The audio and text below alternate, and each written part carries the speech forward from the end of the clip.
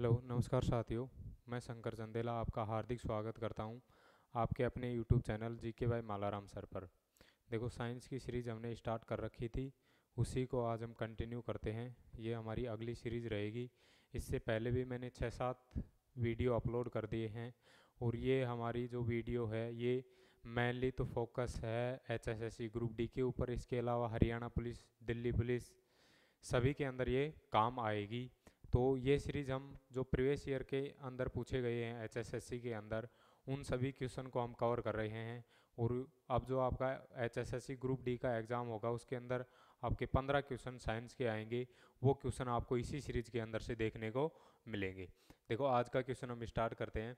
Focal लंबाई 2 metre के एक अवतल लेंस की शक्ति ज्ञात करें। मैंने पिछले जो वीडियो अपलोड की थी उसके अंदर भी बताया था मैंने कि जो लेंस होता है, लेंस की शक्ति का फॉर्मूला होता है P इक्वल 1/f होता है। क्या होता है? P equal 1/f। और f क्या होती है? हमारी फोकस दूरी होती है। क्या होती है? फोकस दूरी या फोकस लेंथ ही होती है। तो हमें क्या करना है? लेंस की शक्ति निकालना है। तो इसका फॉर्मूला क्या हो जाएगा? 1/f हो जाएगा। और हमें दे रखा है फोकल लंबाई कितनी दे रखी है? 2 मीटर दे रखी है। कितनी दे रखी है? 2 मीटर। तो क्या आ जाएगा? 1/2, क्योंकि फोकल लंबाई हमें कितनी दे रखी है? 2 दे रखी है। तो f की जगह कितना रख देंगे हम? 2। देखो, अब क्या करना है आपको? 1/2 करते हैं तो हमारा कितना आएगा? 0.5 आता है। और जो आउट लेंस रहेगा, लेंस की जो शक्ति होती है उसको हम किस से मापते हैं? डायोप्टर से। किसके मापते हैं? डायोप्टर। तो लेंस की जो शक्ति होती है उसको हम किससे डिनोट करते हैं? डायोप्टर से। या डी लिख देना या डायोप्टर लिख लेना है आपको। इसके अलावा आपको ध्यान रखना है कि जो अवतल लेंस होता है उसकी जो फोकल लेंथ आएगी वो किस में होती है? नेगेटिव में होती है। किस में होती है? माइनस के अंदर होती है। तो आप ध्यान रखोगे, जो अवतल लेंस होता है उसकी जो फोकल लेंथ आएगी, उसकी जो शक्ति आती है, फोकल लेंथ भी किस में होती है? माइनस में होती है। इसी कारण उसकी शक्ति भी किस में आएगी? माइनस के अंदर आती है। तो माइनस का कितना आएगा? 0.5 डायोप्टर। देखो, ऑप्शन हमें दे रखा है -2 डायोप्टर, -1 डायोप्टर, -0.5 डायोप्टर, -0.25 डायोप्टर। तो हमारा कौन सा आंसर हो जाएगा? सी आंसर क्या रहेगा? करेक्ट रहेगा, -0.5 डायोप्टर। ये ध्यान रखना आपको। इसके अलावा अगर आपसे पूछा जाए कि लेंस का जो प्रतिबिंब निकालते हैं उसका फॉर्मूला क्या होता है? लेंस का सूत्र होता है 1/f बराबर 1/v प्लस में 1/u होता है। क्या होता है? 1/f बराबर 1/v प्लस में 1/u होता है। f तो क्या होता है? फोकस दूरी होती है। v क्या होता है? प्रतिबिंब की दूरी होता है। u क्या होता है? जो बिंब होता है हमारा, जो वस्तु रहेगी, वस्तु की दूरी होती है। ये प्रतिबिंब की दूरी और ये फोकस दूरी होती है हमारी। इसके ऊपर बेस भी अगर कोई क्वेश्चन आएगा तो मैं समझा दूंगा ये आपको। देखो, अगले क्वेश्चन की बात करते हैं। अगला क्वेश्चन हमें दे रखा है, निम्नलिखित में से कौन सी शरीर की सबसे बड़ी ग्रंथि है? तो आपसे पूछ सकता है शरीर की सबसे बड़ी ग्रंथि। ये ग्रंथि के अंदर भी आपको ध्यान रखना है। एक तो होती है बहिस्रावी ग्रंथि। कैसी होती है? बहिस्रावी ग्रंथि। सेकंड होती है अंतःस्रावी ग्रंथि। एक होती है बहिस्रावी ग्रंथि, दूसरी होती है अंतःस्रावी ग्रंथि। अगर बहिस्रावी की बात करें तो सबसे बड़ी क्या होती है? यकृत होती है। कौन सी होती है? यकृत होती है। और इसी को क्या बोला जाता है? शरीर का सबसे बड़ा अंग। किसको बोला जाता है? यकृत को। तो आपको ध्यान रखना है। इसके अलावा अगर हम अंतःस्रावी की बात करें तो सबसे बड़ी ग्रंथि होती है थायराइड ग्रंथि। थायराइड ग्रंथि कौन सी होती है? थायराइड ग्रंथि, जो क्या करती है? थायरोक्सिन हार्मोन को स्रावित करती है। किसको करती है? Thyroxine hormone. तो आपको ध्यान रखना है, जो ग्रंथियां होती हैं वो दो प्रकार की होती हैं, बहिस्रावी ग्रंथि और अंतःस्रावी ग्रंथि। बहिस्रावी की बड़ी की बात करें तो यकृत होती है, और शरीर का सबसे बड़ा अंग भी क्या होता है? यकृत होता है। अंतःस्रावी की बात करें तो कौन सी होती है? थायराइड होती है। अगर आपसे इसके अलावा पूछा जाता कि सबसे छोटी ग्रंथि, तब आप क्या बताते? पीनियल ग्रंथि। कौन सी बताते? पीनियल ग्रंथि। तो ये ध्यान रखना आपको, हमारे शरीर की सबसे छोटी ग्रंथि कौन सी होती है? पीनियल ग्रंथि होती है, जो क्या करती है, हमारी जो दैनिक दिनचर्या होती है, दैनिक जो दिनचर्या होती है उसको कौन कंट्रोल करती है? हमारी पीनियल ग्लैंड करती है, ये ध्यान रखना आपको। तो हमें दे रखा है निम्नलिखित में से कौन सी शरीर की सबसे बड़ी ग्रंथि है? थायराइड, अधिवृक्क, यकृत और उपरोक्त में से कोई नहीं। तो जो सबसे बड़ी ग्रंथि है वो हमारी कौन सी हो जाएगी? थायराइड ग्रंथि। कौन सी रहेगी? थायराइड ग्रंथि रहेगी। अगर हमसे पूछता कि बहिस्रावी रहेगी या अंतःस्रावी, तब हम देखते बहिस्रावी में यकृत आता, अंतःस्रावी में थायराइड आता। लेकिन अगर हमें कुछ भी नहीं दे रखा, न अंतःस्रावी न बहिस्रावी, तो आपको कौन सा आंसर देना है? अंतःस्रावी वाला देना है। कौन सा दोगे आप? थायराइड ग्रंथि देना है। तो इसका करेक्ट आंसर कौन सा रहेगा? थायराइड ग्रंथि ए हो जाएगा। देखो अगले क्वेश्चन की बात करते हैं। रोगियों के दांत की बड़ी तस्वीर देखने के लिए चिकित्सकों द्वारा प्रयोग किया जाने वाला दर्पण, की जो चिकित्सक होते हैं वो दांतों की, जब कोई भी बीमारी हो जाती है, दांत को हटाना होता है, उखाड़ना होता है, तब भी वो क्या करता है? दर्पण का यूज करता है, जिससे दांत का साइज हमें बड़ा दिखाई दे और जो उसको भी, डॉक्टर को जो भी काम करना है वो अच्छी तरह से कर पाए। तो जो बड़ी तस्वीर होती है देखने के लिए हम कौन से दर्पण का यूज करते हैं? तो आपको ध्यान रखना है, एक होता है हमारे पास उत्तल दर्पण, एक होता है अवतल। एक तो कौन सा होता है? अवतल दर्पण होता है, जिसका हम कहाँ कहाँ यूज करेंगे। एक होता है हमारा उत्तल दर्पण होता है, उसका हम कहाँ कहाँ यूज करते हैं, ये दोनों ध्यान रखने हैं आपको। तो अवतल दर्पण का यूज हम कहाँ कहाँ करते हैं वो आपको ध्यान रखना है, और उत्तल दर्पण का हम कहाँ कहाँ यूज करते हैं। तो आप अवतल दर्पण का हम करते हैं दाढ़ी बनाने के अंदर, जो नाई होता है दाढ़ी बनाने में किसका यूज करता है? अवतल दर्पण का। इसके अलावा जो गाड़ियों की हेडलाइंस होती है, जो गाड़ियों की हेडलाइट रहेगी, सामने वाली जो लाइट होती हैं, उनमें भी किसका यूज होता है? अवतल दर्पण का होता है। इसके अलावा अगर हम बात करें कि अवतल दर्पण का किस में यूज किया जाता है, और इसके अलावा दांतों के डॉक्टर, तो इसके 3 यूज ध्यान रखने हैं आपको। दाढ़ी बनाने वाला नाई किसका यूज करता है? अवतल दर्पण का। गाड़ियों की हेडलाइट में, और दांतों के डॉक्टर दांतों का साइज बड़ा देखने के लिए किसका यूज करता है? अवतल दर्पण का। अगर हम उत्तल दर्पण की बात करें तो उत्तल दर्पण के अंदर हम, एक तो हमारा गाड़ियों के अंदर होता है साइड मिरर, जो साइड मिरर होता है जिससे पीछे के साधन दिखाई देते हैं, उसमें किसका यूज होता है? उत्तल दर्पण का। इसके अलावा सेकंड अगर हम बात करें कि उत्तल दर्पण का यूज कहाँ होता है, जो तीखे मोड़ होते हैं, तीखे मोड़ होते हैं, क्योंकि जो घुमाव वाले मोड़ होते हैं उनके घुमाव के कोने में लगा होता है, जो क्या बताता है, जैसे इस साइड से जो साधन साधन जाता है उसको दूसरे साइड के में अगर कोई साधन आ रहा है तो उसका पता चल जाता है। तो उसमें किसका यूज किया जाता है? उत्तल दर्पण का। तो ये ध्यान रखना आपको दोनों। अब हमें किस में दे रखा है? दांत का बड़ा साइज देखने के लिए हम किसका यूज करते हैं? अवतल दर्पण का। तो हमारा करेक्ट आंसर कौन सा हो जाएगा? बी वाला, अवतल दर्पण क्या रहेगा? सही आंसर रहेगा, ये ध्यान रखना आपको। देखो अगले क्वेश्चन की बात करते हैं। देखो हमें दे रखा है जलीय गैस खालिस्तान का मिश्रण है। वाटर गैस, वाटर गैस किसका मिश्रण होता है? CO प्लस में H2। CO तो क्या रहेगा? कार्बन मोनोऑक्साइड, कार्बन मोनोऑक्साइड, और H2 क्या रहेगी? हाइड्रोजन। तो ये आपको ध्यान रखना है, जो जलीय गैस होती है, वाटर गैस होती है, वो किसका मिक्स होता है? CO प्लस में H2, कार्बन मोनोऑक्साइड प्लस में हाइड्रोजन होती है। जो हमारा कौन सा आंसर हो जाएगा? बी वाला आंसर। बी में क्या दे रखा है हमें? CO प्लस में H2। तो COH2 क्या होती है? वाटर गैस होती है, जलीय गैस होती है। तो करेक्ट आंसर कौन सा रहेगा हमारा? बी, CO प्लस में H2।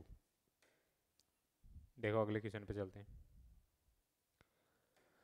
दांतों का इनेमल संचारित होने लगता है जब मुंह का पीएच खालिस्तान से नीचे होता है। देखो हमारे जो दांत होते हैं वो खराब हो जाते हैं, जैसे उनके कीड़ा लगना, और भी जैसे दांतों का पीला होना, ब्लैक होना, वो किसके कारण होता है कि जैसे हम क्या करते हैं, भोजन खाते हैं, तो भोजन क्या करता है, दांतों में फंस जाता है और रुक जाता है। भोजन रुकने के बाद इसको क्या करते हैं, जो जीवाणु होते हैं वो जीवाणु इस भोजन को किस में चेंज करते हैं, अम्ल के अंदर चेंज करते हैं। किस में चेंज करते हैं, एसिड में चेंज करते हैं। और हमारे मुंह का अगर पीएच 5.5 से नीचे आ जाता है, पीएच क्या रहेगा हमारा, पीएच मुंह का पीएच 5.5 से अगर नीचे आ जाता है तो हमारे दांत क्या होने लग जाते हैं, खराब होने लग जाते हैं। इसी कारण हम क्या करते हैं, टूथपेस्ट का यूज करते हैं। किसका करते हैं, टूथपेस्ट। टूथ टूथ टूथपेस्ट का यूज करते हैं। क्यों करते हैं, क्योंकि जो टूथपेस्ट होती है वो कैसी होती है, क्षारीय होती है। कैसी होती है, क्षारीय होती है। अगर क्षारीय रहेगी तो मुंह का पीएच जो नीचे होता है उसको क्या कर देती है, वो बढ़ा देती है। अगर पीएच मुंह का पीएच अगर 5 से ज़्यादा रहेगा, जैसे 7 के लगभग रहेगा, तो हमारे मुंह के जो दांत हैं वो संसारित नहीं होंगे और ख़राब नहीं होंगे। इसीलिए क्या करते हैं हम, जब सुबह उठते हैं या भोजन करने के बाद में क्या करते हैं, हम ब्रश करते हैं। क्यों करते हैं, क्योंकि हमारे जो मुंह है उसका पीएच 5.5 से नीचे न जाए, उससे ऊपर ही रहे। अगर नीचे जाएगा तो दांत संसारित होंगे और दांत क्या हो जाएंगे, खराब हो जाते हैं। तो यही पूछ रखा है, दांतों का जो इनेमल होता है, जो दांतों का हमें जो ऊपरी जो सफ़ेद पार्ट दिखाई देता है उसे हम क्या बोलते हैं, इनेमल बोलते हैं। क्या बोलते हैं, इनेमल। जो क्या होता है, हमारे शरीर का सबसे कठोर भाग होता है। क्या होता है, शरीर का सबसे कठोर भाग। ये भी ध्यान रखना, ये भी क्वेश्चन पूछ सकता है आपसे। सबसे कठोर वस्तु तो क्या होती है, हीरा डायमंड होता है। हमारे शरीर का सबसे कठोर भाग क्या होता है, इनेमल होता है। जो दांतों के ऊपर जो दांतों का सफ़ेद कलर हमें दिखाई देता है वो क्या होता है, इनेमल ही होता है। तो ये ध्यान रखना आपको, दांतों का इनेमल संचारित होने लगता है जब मुंह का पीएच क्या हो जाता है, कितना हो जाता है, 5.5 से नीचे हो जाता है। तो खालिस्तान से नीचे होता है, तो कौन सा हो जाएगा हमारा करेक्ट आंसर, सी। 5.5 से अगर नीचे हो जाता है तो हमारे दांत क्या होने लग जाते हैं, खराब होने लग जाते हैं। देखो अगले क्वेश्चन की बात करते हैं। खालिस्तान का प्रयोग खांसी की दवा में होता है। इथेनॉल, एथेनल, एथेनोइक एसिड और मिथेनॉल दे रखा है। देखो एक तो होता है CH3OH होता है, एक होता है CH3CH2OH। इसे तो हम बोलते हैं मिथेनॉल और इसे हम बोलते हैं इथेनॉल। तो जो इथेनॉल होता है इसी से क्या बनी होती है, शराब। क्या बनती है, शराब। तो जो शराब बनती है वो किससे बनती है, इथेनॉल से बनती है। क्योंकि जिस भी कंपाउंड के आगे अगर OH जुड़ जाता है तो वो किस श्रेणी में आता है, एल्कोहल वाली श्रेणी में आता है। किस में आता है, एल्कोहल में। ये क्रियात्मक समूह किसका है, एल्कोहल का ही होता है, OH। तो ये भी एल्कोहल रहेगा, ये भी एल्कोहल है। लेकिन शराब किससे बनाई जाती है, इसी से बनाई जाती है। अगर मेथेनॉल भी वैसे शराब होती है, लेकिन अगर इसको पीने से क्या हो सकती है, आँखों की रोशनी भी जा सकती है। क्या जा सकती है, आँखों की रोशनी भी जा सकती है। इसके अलावा व्यक्ति की मृत्यु भी हो सकती है। क्या हो सकता है, अगर हम मेथेनॉल का यूज़ करेंगे, मिथेनॉल का, तो हमारी आंखों की रोशनी भी जा सकती है और व्यक्ति की मृत्यु भी हो सकती है। लेकिन इथेनॉल कोई भी नुकसान नहीं करती, केवल इससे क्या होता है, नशा होता है। और जो खांसी की दवा होती है उसके अंदर भी किसका यूज किया जाता है, जो इथेनॉल है हमारा, इसकी परसेंटेज मिलाई जाती है जो खांसी की दवा का कार्य करती है और खांसी को क्या करती है, ख़त्म करती है। इसीलिए उसके अंदर अल्कोहल मिलाया जाता है। और जो जैसे स्कूलों के अंदर लैब के अंदर जो केमिकल आता है, जैसे इथेनॉल की भी ज़रूरत होती है, मिथेनॉल की भी होती है, तो क्या करते हैं वो दोनों को मिक्स करके देते हैं। इथेनॉल के अंदर कुछ मात्रा में क्या मिला देते हैं, मिथेनॉल मिला देते हैं, जिसे हम बोलते हैं अल्कोहल का विकृत होना। क्या बोलते हैं, अल्कोहल का विकृत होना। और अल्कोहल को विकृत क्यों करते हैं, क्योंकि अगर इथेनॉल देंगे तो उसका हो सकता है यूज कर लिया जाए बाहर या भीतर। लेकिन अगर उसके अंदर मिथेनॉल मिला दिया जाता है उसके बाद में उसका कोई यूज नहीं करेगा, क्योंकि फिर डर रहेगा कि अगर यूज करेंगे तो हो सकता है हमारी आंखों की रोशनी चली जाए या मृत्यु भी हो सकती है।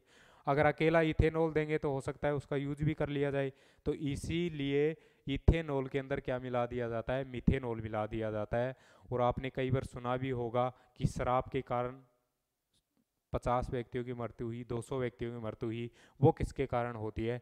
मिथेनॉल के कारण होती है। तो मैंने यही समझा दिया आपको कि जो खांसी की दवा होती है उसके अंदर हम किसका यूज करते हैं? इथेनॉल का यूज करते हैं। किसका करते हैं? इथेनॉल का। तो फर्स्ट हमें क्या दे रखा है? इथेनॉल। ये हमारा क्या हो जाएगा? Correct answer. ये इथेनॉल मत कर देना, क्योंकि इथेनॉल क्या होता है? CH3CHO होता है, और ये होता है CH3CH2OH होता है, ये CH3CHO। ये तो एल्डिहाइड समूह होता है, ये एल्कोहल। तो एल्डिहाइड जब होता है उसमें नल लगता है लास्ट में, और एल्कोहल में ओल लगता है, इथेनॉल। तो आपको करेक्ट आंसर कौन सा करना है? इथेनॉल वाला ही करना है, इथेनॉल मत कर देना। दोनों सेम दिखाई दे रहे हैं, लेकिन करेक्ट आंसर कौन सा होगा? इथेनॉल। मिथेनॉल मत करना, क्योंकि ये तो क्या होता है? हानिकारक होता है। देखो अगले क्वेश्चन की बात करते हैं। दिए गए शब्दों के समूह से असंगत शब्द को चुनिए। देखो एक तो हमें दे रखा है गैलन, टन, क्विंटल, किलोग्राम। ये क्विंटल है, क्विंटल। देखो आपने नाम सुना होगा, गैलन भी सुना होगा, टन भी सुना होगा, क्विंटल भी, और किलोग्राम भी सुना होगा। तो मैं बता देता हूँ आपको कि जो 100 किलोग्राम होते हैं उसके अंदर 1 क्विंटल होता है। क्या होता है? 1 क्विंटल होता है। अगर हम 10 क्विंटल की बात करें, 10 क्विंटल के अंदर क्या होता है? 1 टन होता है। क्या होता है? 1 टन होता है। और 1 टन में अगर हम किलोग्राम की बात कर लें, क्योंकि 1 टन के अंदर 10 क्विंटल हो रहे हैं, 10 और 1 क्विंटल में 100 किलोग्राम हो रहे हैं, तो 1 टन के अंदर 1000 किलोग्राम हो जाएंगे। कितने हो जाएंगे? 1000 किलोग्राम। तो ये ध्यान रखना आपको, 100 kilogram 1 quintal, 10 quintal 1 ton, 1 ton में किलोग्राम देखें तो 1000 किलोग्राम हो जाएगा। तो देखो टन भी क्या करता है? भार को मापता है, मास को मापता है, द्रव्यमान को। क्विंटल भी किसका यूज करते हैं हम? भार को मापने में। किलोग्राम का भी किस में यूज करते हैं हम? भार मापने में। लेकिन गैलन क्या होता है? ये आयतन बताता है, कि जैसे हम लीटर में मापते हैं वैसे ही गैलन के अंदर भी क्या किया जाता है? आयतन को मापा जाता है। तो ये क्या हो जाएगा? गैलन आयतन माप रहा है, बाकी क्या कर रहे हैं? मास, जो द्रव्यमान होता है उसको माप रहे हैं। तो ये क्या हो जाएगा? अलग हो जाएगा। तो इसका करेक्ट आंसर कौन सा हो जाएगा? गैलन रहेगा। गैलन क्या करता है? ये जैसे पानी इतने लीटर है, उसी प्रकार गैलन भी क्या होती है? आयतन मापने का मात्रक होता है। तो ये ध्यान रखना, ये क्या हो जाएगा? असंगत हो जाएगा। देखो अगले क्वेश्चन की बात करते हैं।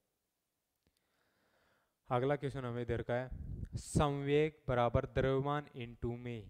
तो देखो एक तो होता है संवेग, जिसे हम किससे लिखते हैं? P से।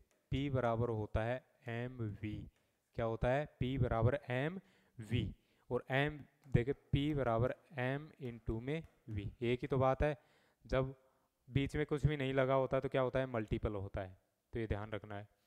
तो क्या रहेगा? देखो P क्या दे रखा है? P होता है संवेग, m क्या होता है? मास, द्रव्यमान होता है, और v क्या होता है? वेग होता है, वेलोसिटी, वेग होता है। तो ये ध्यान रखना आपको, संवेग बराबर द्रव्यमान मल्टीप्लाई में क्या होता है? वेग होता है। यहाँ पर क्या होता है? वेग। इसके अलावा एक फॉर्मूला होता है F बराबर ma। मैंने पिछले वीडियो में बताया था। F क्या रहेगा? फोर्स, बल होता है। m क्या होता है? मास, द्रव्यमान। a क्या होता है? एक्सेलरेशन, त्वरण होता है।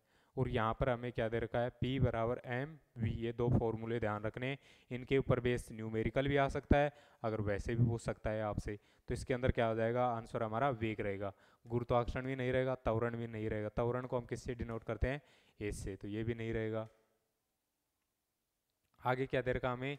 वेग दे रखा है। तो वेग हमारा क्या हो जाएगा? करेक्ट आंसर रहेगा, क्योंकि P बराबर क्या होता है? mv होता है, मास, और जो वेग होता है उसका मल्टीप्लाई करते हैं तो क्या मिलता है? हमें संवेग प्राप्त होता है। अगला क्वेश्चन देखो। साबुन का बुलबुला के कारण रंगीन दिखता है। जो साबुन का जो बुलबुला होता है वो हमें रंगीन दिखाई देता है, तो वो किसके कारण हमें रंगीन दिखाई देता है? तो इसके अंदर आपको 2-4 प्रॉपर्टीज ध्यान रखनी है। एक तो होता है हमारा अपवर्तन, कि जो अपवर्तन की प्रोसेस होती है उसके अंदर हमें क्या क्या दिखाई देते हैं? एक तो तारों का टिमटिमाना। क्या? तारों का टिमटिमाना किस कारण होता है? प्रकाश के अपवर्तन के कारण होता है। इसके अलावा पानी के अंदर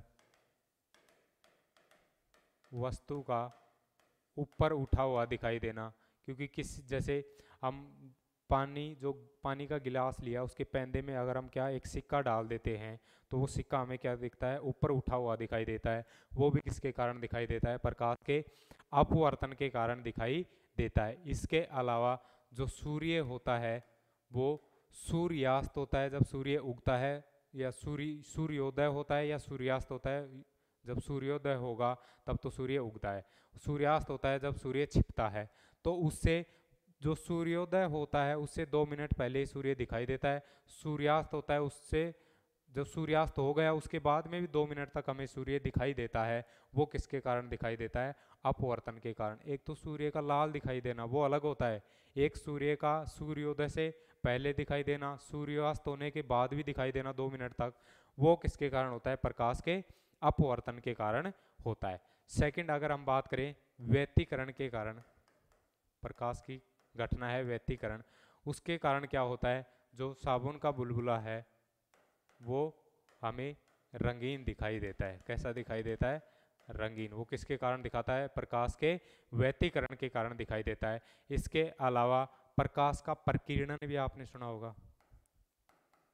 प्रकाश का प्रकीर्णन के कारण क्या होता है, आकाश का नीला दिखाई देना। कैसा, आकाश नीला दिखाई देता है, समुद्र नीला दिखाई देता है। वो किसके कारण दिखाई देता है, प्रकीर्णन के कारण।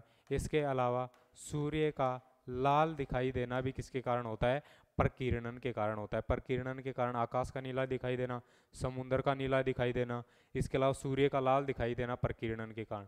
लेकिन सूर्य का 2 मिनट तक, सूर्योदय सूर्यास्त तक 2 मिनट, सूर्योदय होने से 2 मिनट पहले, सूर्यास्त होने के 2 मिनट बाद तक सूर्य का दिखाई देना अपवर्तन, और सूर्य का लाल दिखाई देना क्या होता है, प्रकीर्णन के कारण होता है। इसके अलावा अगर हम बात करें पूर्ण आंतरिक परावर्तन की, एक होता है पूर्ण आंतरिक परावर्तन।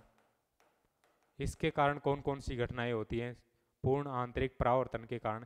एक तो मरीचिका, कौन सी, मरीचिका, क्योंकि जो रेगिस्तान होता है उसके अंदर जब ज़्यादा तापमान गिरता है, तो जैसे सड़क के ऊपर भी हम चलते हैं तो आगे सड़क की तरफ देखते हैं तो हमें पानी जैसा दिखाई देता है कि सड़क के ऊपर पानी भरा हुआ है, उसे हम क्या बोलते हैं, मरीचिका बोलते हैं। और किसके कारण होता है, वो पूर्ण आंतरिक परावर्तन के कारण होता है। इसके अलावा प्रकाशीय तंतु, प्रकाशिकीय तंतु, जैसे हमारी जो प्रकाशीय तंतु होते हैं, हमारी टेलीविज़न की लाइन आती है, इसके अलावा जो हम डिश लगाते हैं ऊपर, जैसे डिश टीवी एयरटेल वगैरह, उसकी जो केबल आती है उसके, उन्हें हम क्या बोलते हैं, प्रकाशीय तंतु बोलते हैं। और उनके अंदर जो जो सूचनाएं संचारित होती हैं वो किसके कारण संचारित होती है, पूर्ण आंतरिक परावर्तन के कारण होती हैं। इसके अलावा इंद्रधनुष का बनना, इंद्रधनुष का बनना, क्योंकि बारिश होने के बाद में आपने देखा होगा इंद्रधनुष बनता है जिसमें 7 कलर दिखाई देते हैं। जैसे जो प्रिज्म आता है उसमें भी क्या होता है, प्रकाश 7 कलरों में डिवाइड होता है। उस सेम प्रकार इंद्रधनुष में भी कितने कलर दिखाई देते हैं, हमें 7 कलर दिखाई देते हैं। और इंद्रधनुष क्या होता है, सूर्य के विपरीत दिशा में बनता है। कैसे बनता है, सूर्य की विपरीत दिशा में बनता है, ये भी ध्यान रखना आपको। तो मैंने इतनी बता दी, अपवर्तन तारों का टिमटिमाना, पानी के अंदर वस्तु का ऊपर उठा हुआ दिखाई देना, सूर्य का 2 मिनट तक दिखाई देना सूर्योदय और सूर्यास्त के समय, व्यतिकरण साबुन का बुलबुला रंगीन दिखाई देना, प्रकीर्णन आकाश का नीला, सूर्य का लाल दिखाई देना, पूर्ण आंतरिक परावर्तन मरीचिका, प्रकाशीय तंतु में इंद्रधनुष का बनना। ये आपको ध्यान रखने, इनमें से आपको क्वेश्चन देखने को मिलेगा कन्फर्म। ठीक है, मैंने बता दिया यहाँ तक। तो हमें क्या दे रखा है, साबुन का बुलबुला खालिस्तान के कारण रंगीन दिखाई देता है। तो साबुन का बुलबुला किसके कारण दिखाई देता है, व्यतिकरण के कारण। तो हमारा कौन सा हो जाएगा, सी हमारा क्या रहेगा, करेक्ट आंसर रहेगा, व्यतिकरण। देखो अगला क्वेश्चन, अगला क्वेश्चन हमें दे रखा है बकरी का वैज्ञानिक नाम है। तो वैज्ञानिक नाम भी आपसे पूछ सकता है, तो आपको ध्यान रखने हैं। अगर हम मनुष्य की बात करें तो मनुष्य का होता है होमो सैपियंस।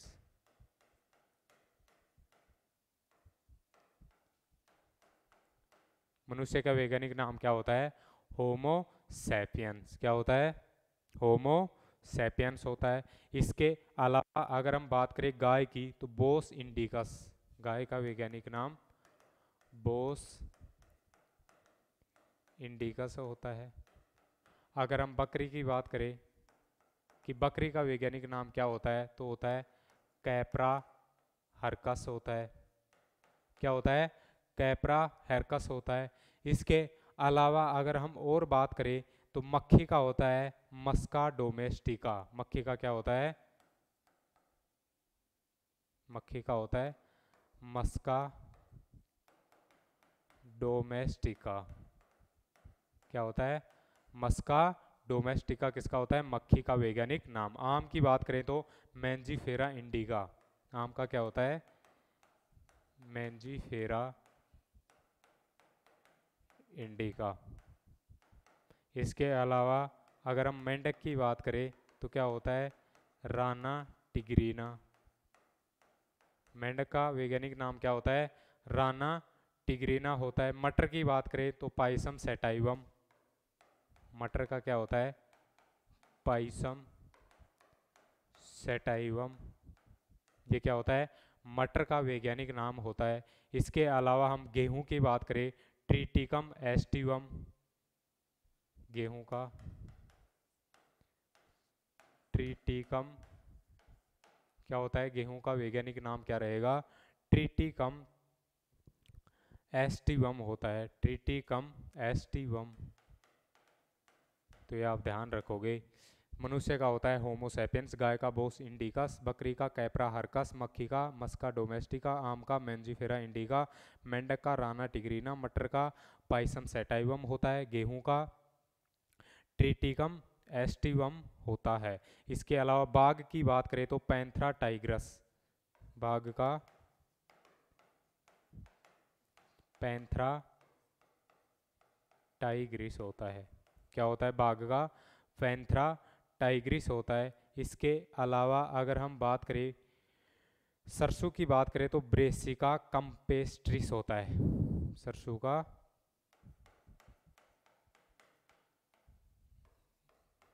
ब्रेसिका कंप्रेस क्या रहेगा? सरसों का ब्रेसिका कंपेस्ट्रिस। क्या हो जाएगा? कंपेस्ट्रिस। तो ये आपको ध्यान रखना है। सरसों का क्या हो जाएगा? ब्रेसिका कंपेट्रिस क्या हो जाएगा? सरसों का वैज्ञानिक नाम हो जाएगा। तो ये आपको सभी ध्यान रखने हैं। हमें पूछ रखा है बकरी का वैज्ञानिक नाम है तो बकरी का क्या हो जाएगा? कैप्रा हरकस क्या रहेगा? बकरी का वैज्ञानिक नाम होता है। तो इतने मैंने लिखा दिए, इनमें से भी आपको कोई भी पूछ सकता है, ये आपको ध्यान रखना है। इसके अलावा मैं बता दूं आपको कि जो पिछला वीडियो था उसके अंदर मैंने बताया था आपको कि जो हमारा जो मूल रंग होते हैं हमारे, उसके अंदर मैंने बताए थे आपको रेड, ब्लू और येलो बताया था मैंने। रेड क्या हो जाएगा? लाल, ब्लू नीला हो जाएगा, येलो क्या हो जाएगा? पीला। लेकिन जो पीला होता है उसकी जगह क्या होता है? रेड होता है, ब्लू होता है और क्या होता है? ग्रीन होता है। रेड क्या हो जाएगा? लाल, ब्लू क्या हो जाएगा? नीला और ग्रीन क्या हो जाएगा? हरा। तो अगर आपको क्वेश्चन मिले तो ये तीन करने हैं आपको, रेड, ब्लू और ग्रीन। मैंने येलो लिखाया था, येलो नहीं आएगा। मैंने गूगल पर सर्च किया तो वहाँ पर क्या दिखा रहा था? येलो दिखा रहा था। लेकिन एक्चुअली में जो मूल कलर होते हैं, जो तीन होते हैं, वो कौन कौन से होते हैं? रेड, ब्लू और ग्रीन होते हैं। तो ये आपको ध्यान रखना है। पिछले वीडियो के अंदर आपको करेक्शन कर लेना है कि येलो की जगह क्या आएगा? ग्रीन आएगा। तो कौन सा होता है? लाल, नीला और हरा क्या होते हैं? हमारे मूल कलर होते हैं और इन्हीं को फिर मिक्स करके और कलर बनाए जाते हैं। तो आज के हमारे 10 क्वेश्चन यही रहेंगे। मैं आशा करता हूँ कि आपको ये क्लास अच्छी तरह से समझ में आई होगी। फिर भी अगर आपको कोई डाउट है तो आप कमेंट बॉक्स के अंदर कमेंट कर सकते हो, क्योंकि ये मेरा 8वां 9वां वीडियो है। इससे पहले के जितने वीडियो उनको भी आपको देखना है, क्योंकि जो HSSC ग्रुप डी का एग्ज़ाम होगा सारे क्वेश्चन क्योंकि मैंने 10 से 13 क्वेश्चन की गारंटी ले रखी है, तो वो इन्हीं सीरीज से देखने को मिलेंगे। अब जो आगे जो सीरीज आएंगे हो सकता है मैं लाइव भी आपको क्लास दूं। इसके अलावा अभी तो मैं 10 से 10, पिछली वीडियो 15 क्वेश्चन की थी, अब आगे जो वीडियो आएंगी हो सकती है आपको 50 क्वेश्चन की मिल जाए, 100 क्वेश्चन की भी मिल जाए। तो आपको जो भी मैं क्वेश्चन कराऊंगा उसके अंदर आपके जितने भी कॉन्सेप्ट रहेंगे साइंस के, वो सारे क्लियर हो जाएंगे। और इनका आपको नोट्स भी बना लेना है। जो भी आपको कोई भी नेम आता है, कोई भी वैज्ञानिक नाम आ गया जैसे, जो आपको ध्यान नहीं है, उसको आप कॉपी में नोट कर सकते हो। जैसे आप एग्ज़ाम के 1-2 दिन बचेंगे तो आप उनको समरी अच्छी तरह से कम समय के अंदर क्या कर सकते हो, रिवाइज कर सकते हो। तो आज के लिए इतना ही। हमारे channel GK by Malaram sir को आपको ज़्यादा से ज़्यादा लाइक, शेयर और सब्सक्राइब करना है। Thank you so much.